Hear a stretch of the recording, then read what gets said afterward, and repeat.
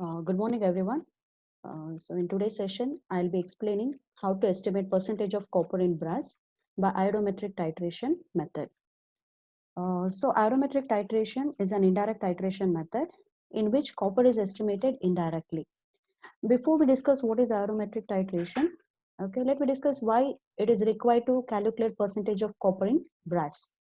So what is brass? So brass is a material which is made up of many metals. So brass, it is a material which is made up of many metals. A material which is made up of mixture of metals is known as alloy. So brass, it is an alloy of copper and zinc, which also consists of a small amount of other metals such as tin, lead and iron. So what is brass?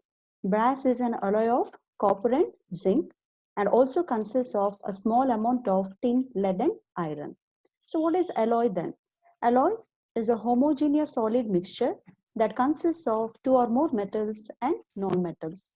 So as brass is made up of mixture of metals, it is considered to be an alloy. Okay, so brass is considered to be an alloy because it is made up of mixture of various metals. So what are the various metals present in brass? Majorly copper and zinc with small amount of tin, lead and iron. Then why brass is called as an alloy of copper and zinc? Though there are many metals present in brass, copper and zinc are present in high percentage. So copper in the range of 50 to 90%, zinc in the range of 20 to 40%. Whereas tin in the range of 0 to 6 percentage, lead 0 to 2 percentage, iron 0 to 1 percentage. But which is the major metal present in brass? Of course, it is copper. So copper is the major metal which is present in brass in high percentage. Therefore, it is required to calculate percentage of copper in order to know the quality of brass. So the quality of brass is always calculated in terms of percentage of copper present in it, which ranges from 50 to 90 percentage. Then how this copper is estimated? So the copper is estimated in brass by iodometric titration. So the principle involved in estimation of copper is iodometric titration. So what is this iodometric titration?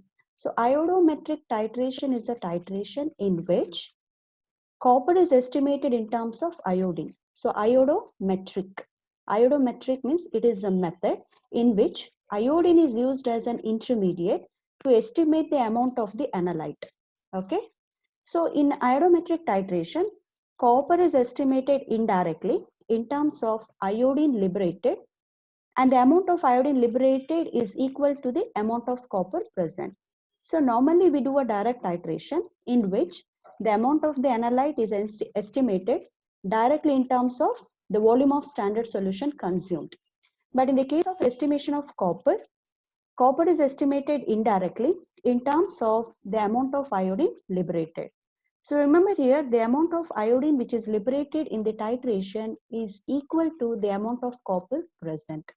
Therefore, this titration is called as iodometric titration in which copper is estimated indirectly. Just follow the reaction which I have written below. So when a solution containing copper ions when a solution containing copper ions is treated with a specific reagent potassium iodide. So when a solution containing copper ions is treated with a specific reagent that is potassium iodide, an equivalent amount of iodine gets liberated in the solution.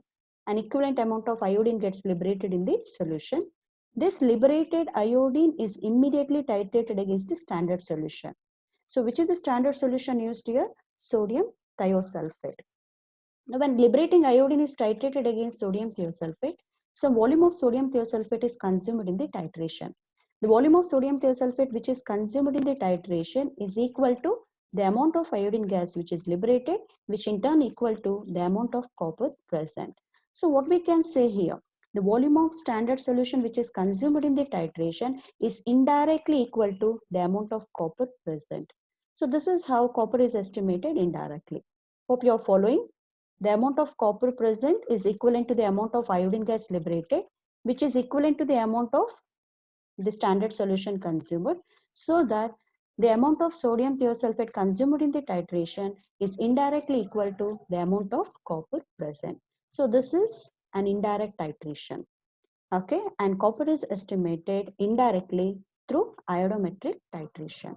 So what is iodometric titration? It is a titration in which copper is indirectly estimated in terms of the amount of iodine gas which is liberated in the titration. This is the principle of iodometric titration. Now through this iodometric titration, let me discuss how to estimate copper in brass. Okay. So now I move to the procedure. So here there is a change in procedural part. Usually the first part of the procedure is preparation of standard solution. But in the estimation of copper, you no need to prepare standard solution of sodium thiosulfate. So standard solution of sodium thiosulfate will be given to you, but you need to prepare a standard test solution. That means you are going to convert the brass into a solution form. Therefore, the first part of the procedure is preparation of standard test solution, which is nothing but the brass solution. Okay, let me discuss how to prepare this brass solution. So in order to prepare a standard brass solution, you need to use standard flask because standard solution is always prepared in standard flask. But before you prepare standard brass solution, first you need to prepare a reaction mixture. Therefore, in the beginning of the procedure, you take 250 cc beaker. Take W gram of brass sample. So W gram indicates what? A known weight of brass sample is taken in 250 cc beaker and add 1:1 nitric acid. Approximately 1 test tube of 1:1 nitric acid should be added, and this nitric acid is added to dissolve the brass foil. Okay, so take W gram of brass sample and add 1 test tube of 1:1 nitric acid. Nitric acid is added to dissolve the brass foil, okay, or brass sample. Then how brass is dissolved or how copper gets dissolved in nitric acid? So just follow this reaction. The copper in brass reacts with nitric acid. So nitric acid is a strong mineral acid, which is a strong oxidizing agent. So copper gets dissolved in the form of cupric nitrate with formation of byproducts, water and NO2. So soon after adding nitric acid, you can see the liberation of reddish brown fumes that indicates the liberation of NO2 gas, and copper is getting dissolved in the form of cupric nitrate. Now, what is the oxidation state of copper here? It is neutral, 0, but here it changes to +2. Okay, so copper from 0 to +2, it is an oxidation. So copper is getting oxidized to cupric ions by a strong oxidizing agent like HNO3. Okay, so you take W gram of brass and add 1:1 nitric acid to dissolve the brass. Then after adding nitric acid, keep this beaker on the hot plate. Okay, keep the beaker on the hot plate and bring the reaction mixture to boiling. That means you have to boil the reaction mixture till all brass foil is dissolved completely. Okay, boil the reaction mixture by keeping the beaker on the hot plate and keep boiling till all brass foil gets dissolved completely. After complete dissolution of brass sample, then you have to add a component that is approximately 1 gram of urea. So 1 gram of urea is added to remove all oxides of nitrogen completely. Okay, urea is added to remove dissolved oxides of nitrogen completely from the reaction mixture. And after adding urea, you just boil the reaction mixture for a few seconds and observe whether this reddish brown fumes becomes white fumes. When the reddish brown fumes becomes white fumes, that indicates the dissolved NO2 is completely removed from the reaction mixture. Okay. And after conversion of reddish brown fumes into white fumes, take out the beaker from the hot plate, add approximately 1 test tube of DI water just for dilution. Okay.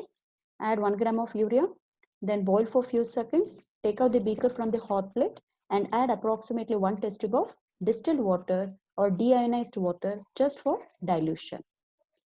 And then you need to add one more reagent to the reaction mixture, that is ammonium hydroxide. So ammonium hydroxide is a weak base which should be added till you get deep blue color of the solution. So ammonium hydroxide should be added till the color of the solution changes to deep blue. Okay, and this ammonium hydroxide, which is a weak base, is added to neutralize excess of nitric acid if it is added. Because in the first step of the preparation, we are adding approximately 1 test tube of 1:1 nitric acid. If excess nitric acid is added, that excess nitric acid should be neutralized. To neutralize an acid, we can add a base, that is ammonium hydroxide. And how we can ensure that excess nitric acid is neutralized? By the formation of deep blue color. And after adding ammonium hydroxide, you need to add one more reagent, that is acetic acid, CH3COOH, which is a weak acid. And acetic acid should be added till the color of the solution changes to light blue. Okay, till you observe the light blue color of the solution, keep adding acetic acid. And why this acetic acid is added? For two reasons. We add acetic acid for two reasons. Suppose if we add ammonium hydroxide in excess, what will be the medium of the solution? It becomes basic, right? If excess of ammonium hydroxide is added, the medium becomes basic. Iodine liberation is not feasible in basic medium. Therefore, if excess of base is present, that has to be neutralized again. To neutralize the base, what we can add? Acid. So which is the acid added here? Acetic acid. Okay. So acetic acid is added to neutralize excess of ammonium hydroxide. And also it can be added in excess because it is required to maintain mild acidic medium. So for two reasons we are adding this acetic acid. One is to neutralize the excess of base and also to maintain mild acidic medium, because for iodine liberation mild acidic medium is required, because iodine liberation is feasible in mild acidic medium. So since acetic acid is a weak acid, it can maintain faintly acidic medium or mild acidic medium.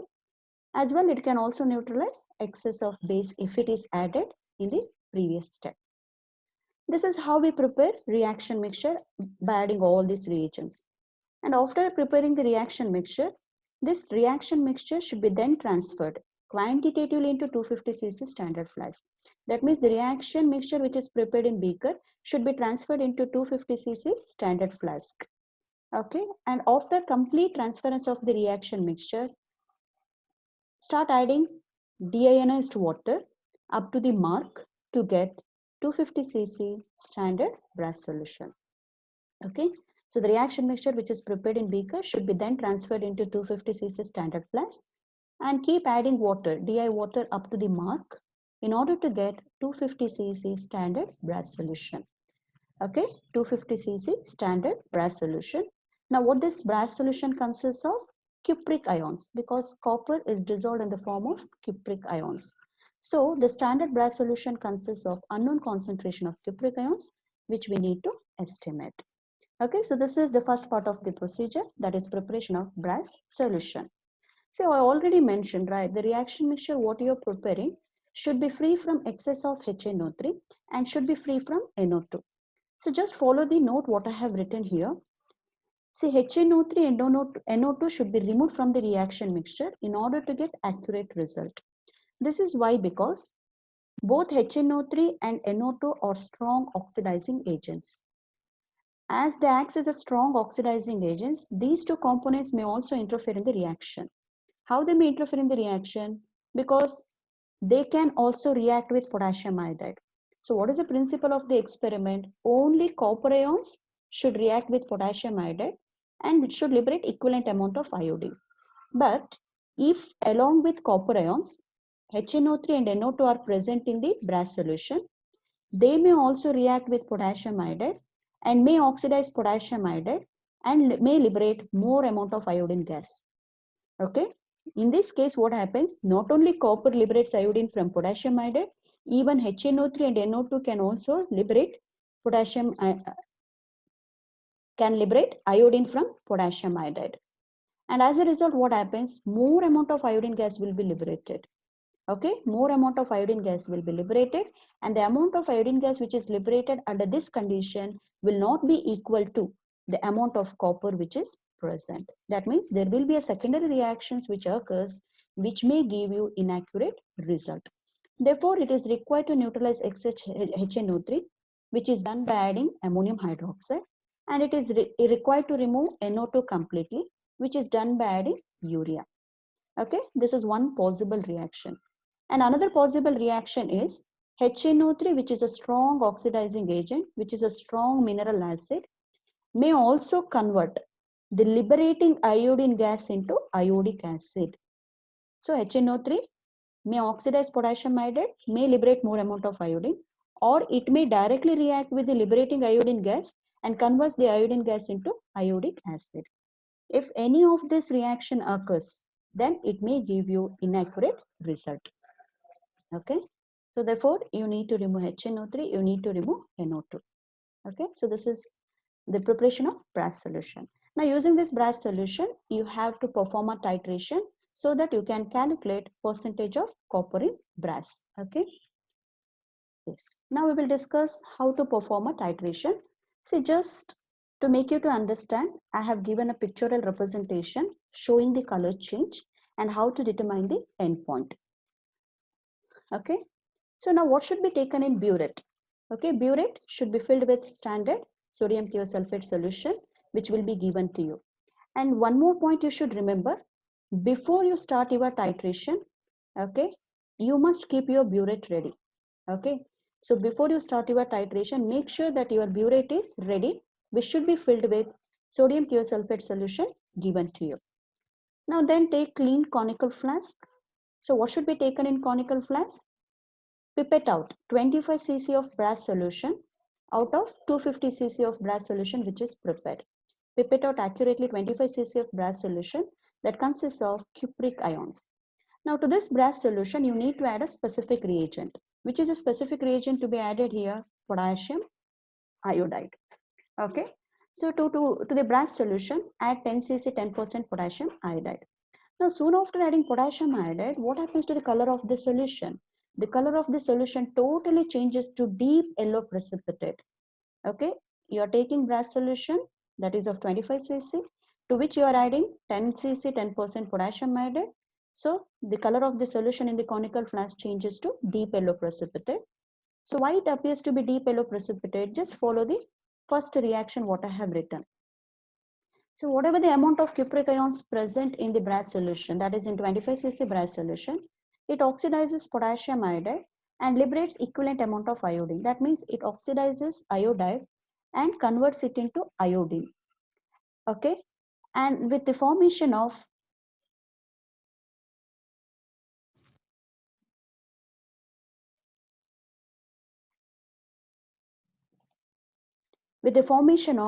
a stable complex compound that is cuprous iodide. So what are the products of the reaction? Iodine liberation and cuprous iodide formation. Now you can see the change in oxidation state. So here it is Cu2 plus, here it is Cu plus 1. So Cu2 plus to Cu plus 1 is a reduction and iodide to iodine is an oxidation. So it is a simple example of redox reaction. Cupric ions are reduced to cuprous and iodide is oxidized to iodine. So due to the liberation of iodine, the color appears to be yellow. And along with this iodine liberation, there is a formation of a precipitate that is cuprous iodide. And as a result, the color appears to be deep yellow precipitate. So deep yellow indicates the liberation of iodine and precipitate indicates the formation of cuprous iodide. Okay. So the iodine liberation is indicated by the formation of yellow color. Okay. So depending upon the amount of copper present, here the amount of iodine gas is getting liberated. And also the amount of iodine which is liberated is quite high here, which is equivalent to the amount of copper present in the brass solution. Okay, now soon after adding potassium iodide, the iodine gas is getting liberated. This liberating iodine should be immediately titrated against the standard solution. So now what you can do, immediately start adding sodium thiosulfate, okay, to the solution in the conical flask. So that means here the liberating iodine should be titrated against standard solution. If you delay in doing the titration, some amount of iodine may get expelled, which may give you inaccurate result. Therefore, soon after adding potassium iodide, titration has to be performed immediately by titrating the solution against standard sodium thiosulfate, which is taken in the burette. Keep adding sodium thiosulfate till you get pale yellow color. Okay, so till you get pale yellow color, you can add sodium thiosulfate rapidly. Now, for every addition of sodium thiosulfate, the concentration of iodine is decreasing. This is why, because sodium thiosulfate is consuming iodine. Just follow the second reaction. So sodium thiosulfate is a reducing agent which reduces iodine back into iodide, forming sodium iodide, and itself undergoes oxidation forming sodium tetrathionate, which is again a redox reaction. So what it indicates, with increase in volume of sodium thiosulfate, the iodine concentration decreases because sodium thiosulfate is consuming iodine, and as a result, the color of the solution changes to pale yellow. So deep yellow to pale yellow indicates what? The iodine concentration is decreasing. So when pale yellow color is observed, that indicates you are almost near to the end point at which the iodine concentration is low. When you get low iodine concentration, which is indicated by pale yellow color, at this stage, you are supposed to add indicator. So normal titration, we add indicator in the beginning of the titration, but in estimation of copper, indicator should be added near to the end point or towards the end point. Okay, and how near end point is indicated? By formation of pale yellow color. When pale yellow color is formed, it indicates the iodine concentration is almost less and indicates you're almost near to the end point. Now at this stage, you add indicator. So what is the name of the indicator used here? A starch indicator. So a starch indicator should be added near to the end point when the color of the solution in the conical flask changes to pale yellow color. Very simple. Deep yellow, high iodine concentration. Pale yellow, low iodine concentration. When iodine concentration is low, starch indicator should be added. Okay. So after adding starch indicator, what happens to the color of the solution? The color totally changes to blue precipitate or somewhat like violet precipitate. Okay. So after adding starch indicator, what happens to the color of the solution in the conical flask? It changes to blue precipitate or white precipitate. This is why, because the amylose of starch, okay, the amylose of starch reacts with the leftover iodine in the solution and forms water insoluble starch iodine complex. Okay, starch reacts with the iodine which is still present in the solution and forms starch iodine complex, and this complex is blue color or somewhat violet color. Now, if blue color is formed, it indicates still iodine is left in the solution and hence titration has to be performed continuously. But after adding starch indicator, the titration has to be performed by adding sodium thiosulfate drop by drop carefully. Okay, so in the beginning you can add sodium thiosulfate rapidly, but towards the end point, sodium thiosulfate should be added drop by drop till the color changes to milky white precipitate. This is why, because when sodium thiosulfate is added further, okay, slowly drop by drop, this sodium thiosulfate dissociates the starch iodine complex and takes the leftover iodine. Okay, and as a result, what happens? The starch iodine complex is separated. Okay, and therefore blue color disappears, forming milky white precipitate. Okay, so starch is separated from iodine and complete iodine is taken up by sodium thiosulfate, and therefore blue color disappears and forms milky white precipitate. So what is the end point of the titration then? Disappearance of blue color and formation of milky white color. Okay, this is how we have to determine the end point of the titration by adding starch indicator towards the end point when iodine concentration is almost low. Okay, so this is how to perform a titration. Now we will discuss why it is required to add starch indicator towards the end point. Why it should not be added in the beginning of the titration. Just follow these 2 points what I have written. Say deep yellow indicates what? The iodine liberation is indicated by yellow color. So deep yellow indicates what? Iodine concentration is quite high, right? And the amount of iodine which is formed in the beginning of the titration is equal to the amount of copper which is present. Suppose if we add starch indicator at high iodine concentration, starch strongly reacts with iodine.